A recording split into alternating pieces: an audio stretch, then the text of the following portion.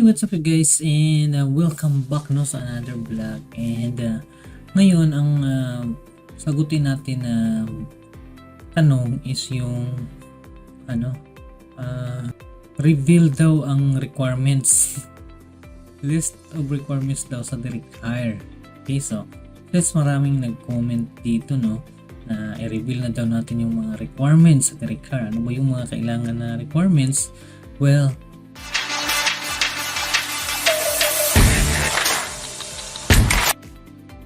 ito na yun. Ito na yung video na hinihintay ninyo. Okay? So, ipakita ko lahat na documents, yung mga documents na kinakailangan sa direct hire from the beginning sa pag-process ng work permits, pagkuha ng visa, no? So, ito yung mga requirement na ipasa ninyo sa Government of Canada. Okay? And dapat wala kayong ma-miss kahit isa dito kasi very important to. And itong ang mga listahan na to is naka-base to mismo doon sa portal ng yung portal mismo sa Government of Canada na kung saan doon ako nag-upload ng mga documents. And tinignan ko ano yung mga ina-upload ko doon. So hindi ko pa ipakita niyo yung back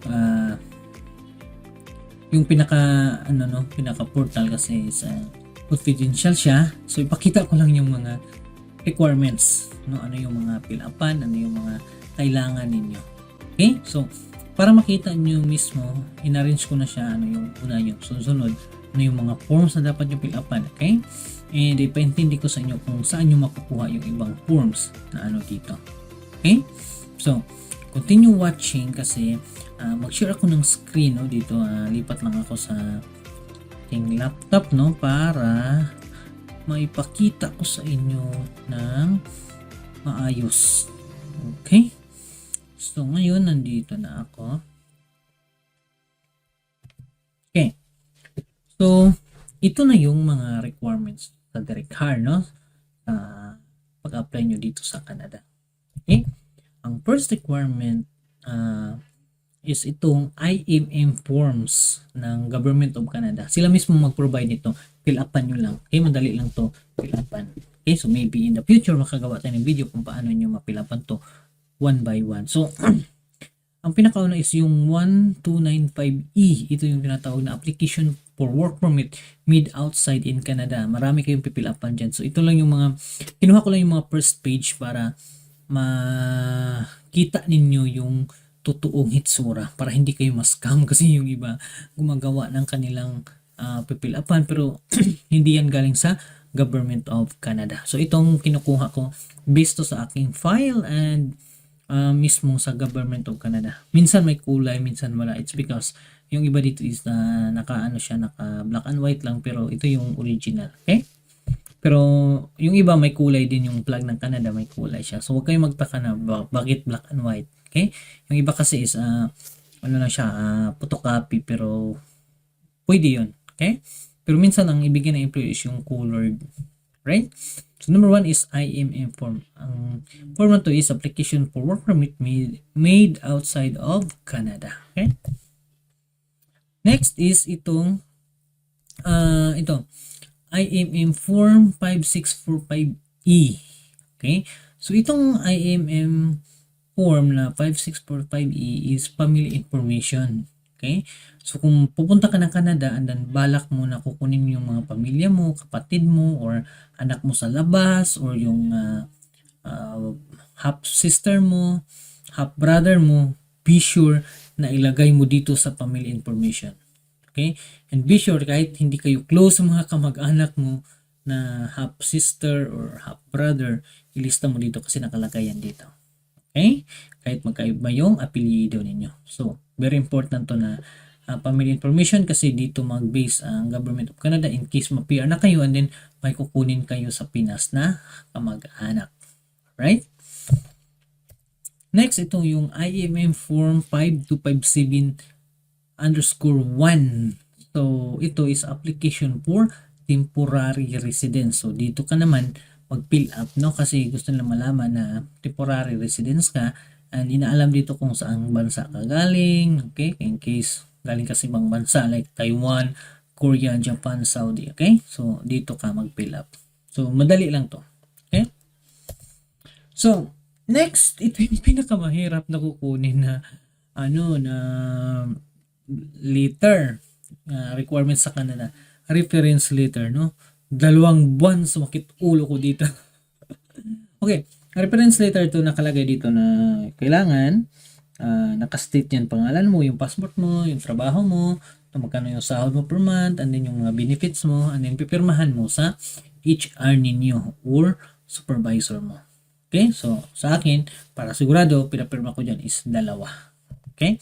So, walang lusot ang production manager at saka yung assistant engineer kasi ayaw pumirma ng HR nun. Buti na lang yung production manager, close ko siya.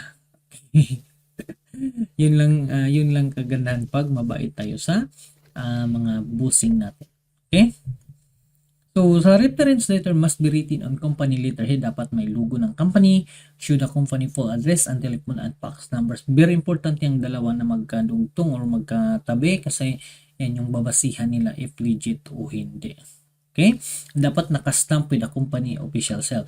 Kung hindi naman mag-stamp yung HR kasi bibigyan kayo ng COA, maggawa lang kayo ng explanation letter na hindi ako binigyan ng hindi sila nagtatak ng official cell kasi nandun na daw sa COA. So i-attach mo lang yung explanation letter. Sa akin ganyan ginawa ko. Okay? So nakapirma dyan is yung production manager at assistant engineer. Next, another important document is itong LMIA. Ano ba yung LMIA? LMIA is a Labor Market Impact Assessment. Okay? So, it's a document that an employer in Canada may need to get before hiring a foreign worker. So, ito yung document na magpapatunay na ang kumpanya dito sa Canada or employer is pwedeng makahire ng foreign workers outside Canada.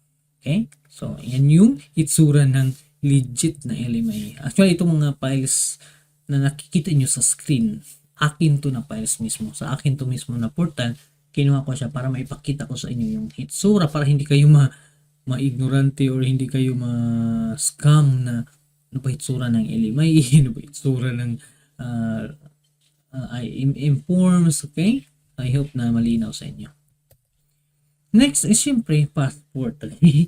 So, be sure, pay attention dito sa passport kasi nakalagay dito, no? If you have a passport, you must provide a copy of the page that shows your birth date and country of origin. Dapat makita yan.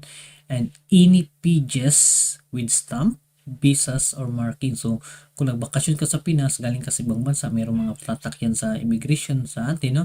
May mga kulay, may bullpen, may markings. Be sure na i-scan nyo yan and include nyo yan sa pag-upload ng document in case mahire kayo sa direct hire. Okay? So, in case mahirapan kayo mag-process sa work permit niyo or yung employer na mag-hire sa inyo, walang consultant, wala silang hinire someone na mag-assist sa inyo, you can message me. Okay? I will assist you. Now, next is pay stub. 3 months latest pay stub. Dapat 3 months na magkasunod. So, itong pinakita ko sa inyo, actually, when I was in Taiwan, Chinese character. Okay? Pag galing kayo sa ibang bansa, tandaan niyo Korea, Japan, Taiwan, Saudi, iba-ibang karakter. May mga karakter na hindi English. Pag hindi English, be sure na i-translate ninyo or ipa-translate ninyo. Maghanap po yun ng translation service center na kung saan meron silang pangtatak. Okay? So sa akin, natatakan ko to sa Sinchu sa Taiwan, no? So sa Premier Translation Service, doon ako nagpatatak. Okay, so actually ito yung pay stub ko and then 3 months siya, so medyo mahal, no, kasi isang papel 600 Taiwan dollars, mga nasa magkano ba 600 times, wait lang ha, kung computein ko sa piso, mahal yung document dun eh. 600 times 1.7, so nasa 1,000 isang papel. Oh my goodness, 3 months yan, 3. Okay, so be sure na may tatak sa translation, yung stamp nila ipatatak ninyo. Okay? Yan yun. 3 months latest pay stub. So, bakit may pay stub? It's because hindi ako nag-upload ng proof of funds. Okay? So, kung meron kayong proof of funds, pwedeng walang pay stub. Pero, mostly, mas maganda yung may pay stub kasi makita nila na current working ka, so makasupport ka sa application mo sa Canada. So much better may pay stub ka kahit walang proof of funds. Okay? So yan yung mga discarding malupit na wala kaming mga proof of funds kasi nga wala kaming mga enough na pera nag-apply papunta dito sa Canada, but payslip ang ginamit namin. Tips. Okay?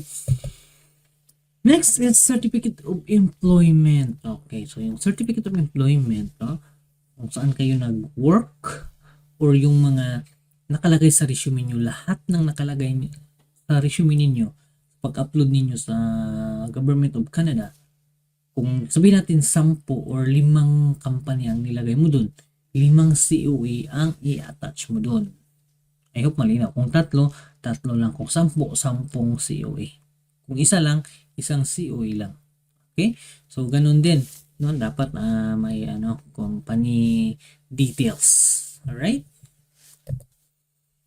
Next is resume. Okay? So, it should also include your current job title. Okay? Yung current job title mo and the city. Huwag niyong kalimutan yung city na kung saan kayo nakatira or country where you currently live. Yung kasalukuyan, kung nasa ibang bansa kayo sa Saudi, ilagay nyo sa Saudi. Ito yung common tanong, sir, anong ilagay ko sa resume? Sa Pinas ba o nandito sa Saudi? Sa Saudi. Kung nandyan ka sa Saudi ngayon, sa Saudi po ang ilagay mo na address sa resume kahit taga Pilipinas ka. Okay? I hope malinaw na. So, yan yung resume. Alright? Okay. Next is digital photo. Sir, bakit may digital photo? Saan ba yan gagamitin? Yan yung gagamitin sa visa mo. Alright? So, be attention kasi itong temporary foreign workers, magkaiba ang sukat sa mga nag-permanent residents dito sa Canada.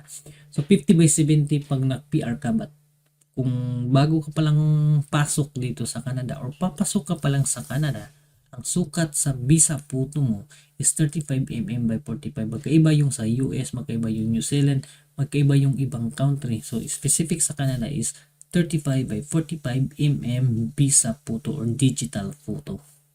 Okay? So, pwede nyo sabihin sa studio na pang visa photo for Canada na ang sukat is 35 by 45mm.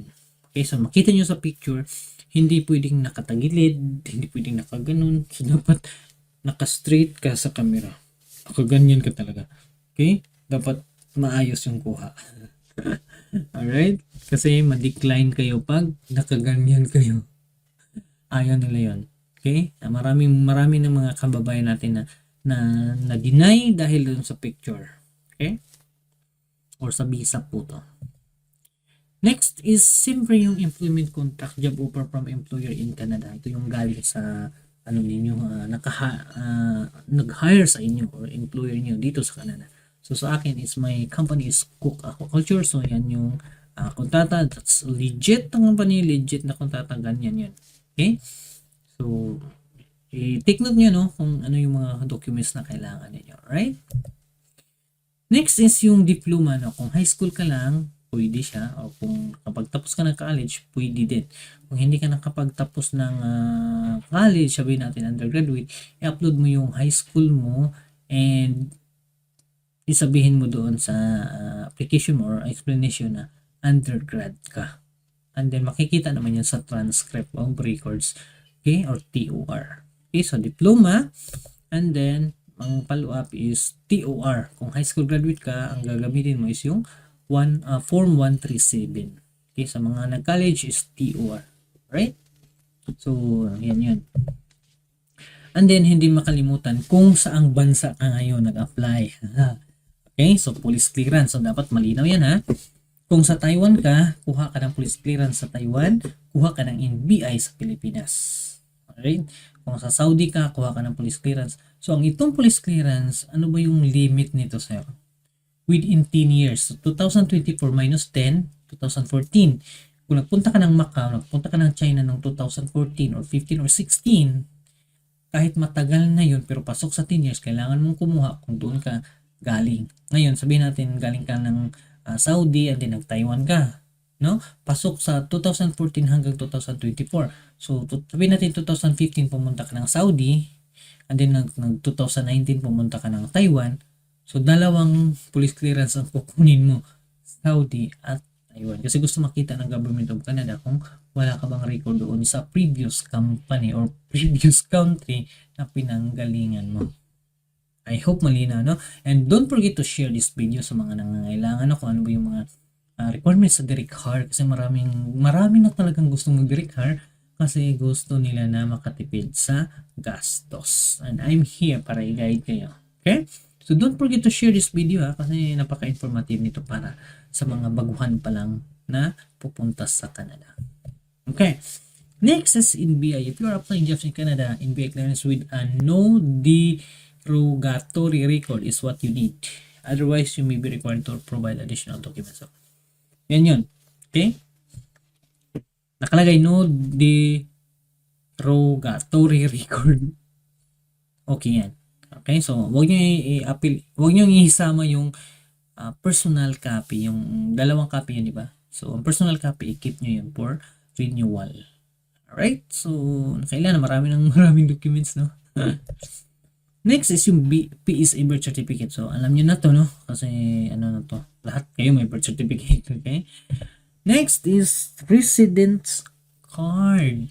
Okay, so, sa amin, sa Taiwan, ang tawag dito is ERC. Yung mga nasa Saudi, ang tawag is IKAMA. I think, no? IKAMA. And then, yung mga nasa Japan, I think ang tawag no na, let me see, tinanong ko si Ryan, kasi Japan yun si Ryan, no? Sabi niya, ano ba yun? Wait lang. Ang tawag daw sa kanila is alien card po tawag namin doon, sir. So sa mga nasa Japan, alien card. Ang sa Korea, hindi ko alam kung anong tawag. Basta residence card ninyo kung saang country kayo. Sa Dubai, di ko alam. Sa Qatar, di ko alam. Okay? So, sa amin, since Chinese character siya, hindi maintindihan ng Government of Canada. So, ang ginawa namin is pinatranslate namin. So, yung card nagiging bond paper na siya. Isang buo, no? Nandiyan yung details and then yung picture. So, okay lang na hindi magkapareho yung picture na nasa ID, na original ID mo at saka translation. Pero dapat kung may ID doon sa card mo mismo, kung may similar ka na photo, pwedeng yung ilagay mo. Tingnan nyo, no? Yung ID ko is mataba ako sa kabila and then sa translation payat na. Kasi yan yung digital photo na in-upload ko sa Government of Canada, which is nag-match siya. So, dapat, kung ano yung i-upload nyo na digital photo doon sa Government of Canada, yun lang din gagamitin nyo sa other translation para magkatugma, para hindi na magdududa yung Government of Canada sa inyo. Okay? So far, ito lang yung mga natin, yung mga requirement. Actually, tiningnan ko talaga, binalikan ko talaga yung mga ina-upload ko, no? And yun lang talaga. Okay? So, yun yung i-share ko sa inyo, no, na mga klaseng documents. Actually, yun lang talaga, no? Nilista ko na talaga, and then alam mo yung nag-effort talaga ako dito naggawin tong vlog na to kasi ang dami nag-request na i-reveal ko na daw talaga yung mga documents na kailangan sa direct hire. So, binalikan ko, nag-login ko, how many beses ako nag-log out kasi sa kakagawa ako ng slide para maipakita ko ng maayos sa inyo. No? Nag-log out ako ng maraming beses.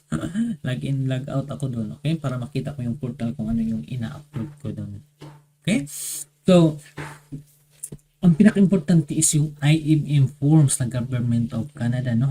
I hope hindi na kayo ma-ignorante or hindi na kayo ma-weirduhan kung ano ba yung IMM form. So, naka-PDF lang siya, and then pag open nyo, madali lang siya fill upan kasi mayroon siya mga blank.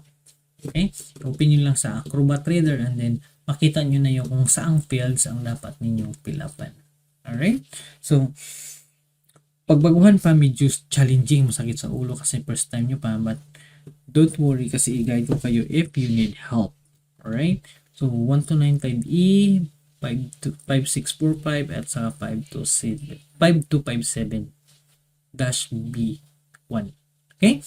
So, yun lang ang ma-share ko sa inyo na vlog today, no? And sa mga nagtanong, no, shout out sa inyo. Shout out natin yung nagtanong, sino ba yun? Basta siya yun, no? I-reveal ko na daw yung list of document. Okay, so yun lang, and I hope nag-enjoy kayo, and see you next time. Bye.